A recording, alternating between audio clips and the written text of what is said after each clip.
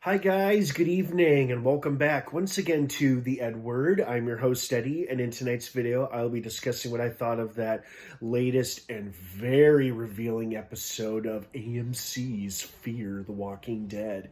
Dropped its newest episode earlier today on AMC Plus. It'll drop it later this week on Sunday on regular AMC on TV. So if you haven't seen it yet, if you're not caught up on Fear the Walking Dead by this episode, which is episode 3 of season 8, you do not want to keep watching or listening, as I will be discussing spoilers, and I mean spoilers from here on out. So you have been warned. That being said, let's dive right back into it. So we got way more information and answers about Padre than I thought we were going to get. I mean, it feels so early on in the season to get this much information this quick, but it also helps you realize what exactly the characters are up against. I also love the fact that Madison and Daniel reunited after years apart. That was satisfying to see. I was really hoping Shrike would die in this episode because I still hate her so goddamn much. She is so unlikable.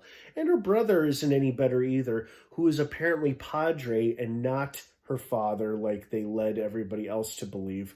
So I guess their twisted thinking is, well, we're going to spare every kid we can get our hands on the inevitable loss of their parent by ripping them away from their parents and telling them that they abandoned them or that they died, right? And then the kids will be just fine.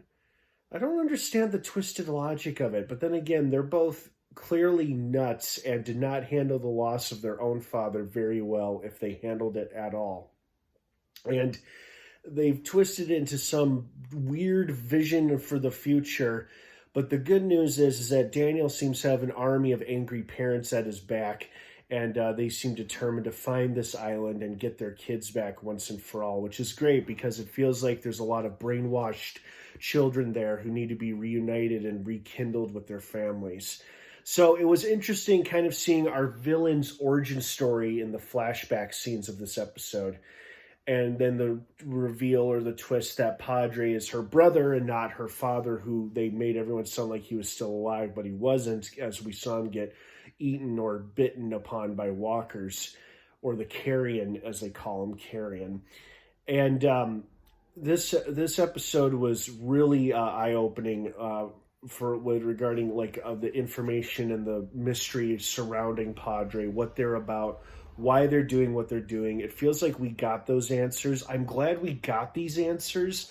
So now we know what the enemy is about. And now it's about, okay, now that we know what the enemy stands for, it's like, what do we stand for?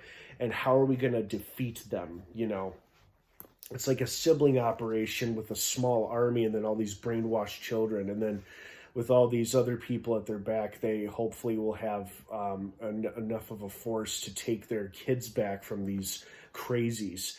So this was a great episode. I mean, it was really shocking.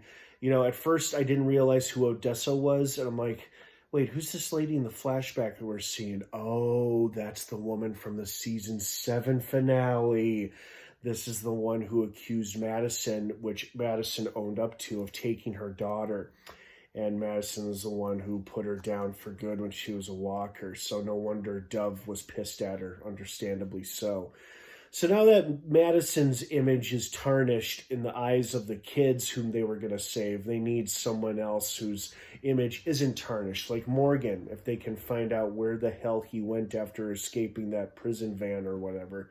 But wow, what an episode this was. I mean, it had some close calls.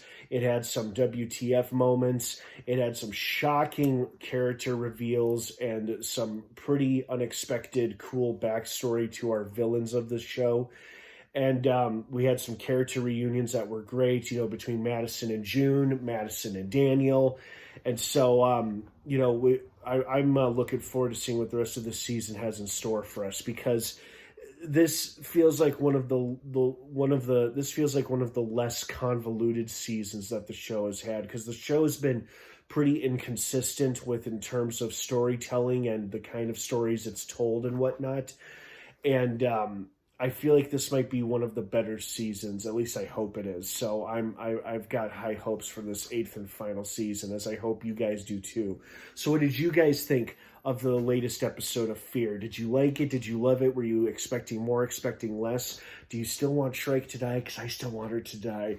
Have a wonderful rest of your night, everyone. Thanks for watching. Fear the Walking Dead drops new episodes every Thursday on AMC Plus, and then on the following Sunday on AMC on regular TV. Have a good one, everyone. Thanks for watching, and of course, until next time, may the Force be with you.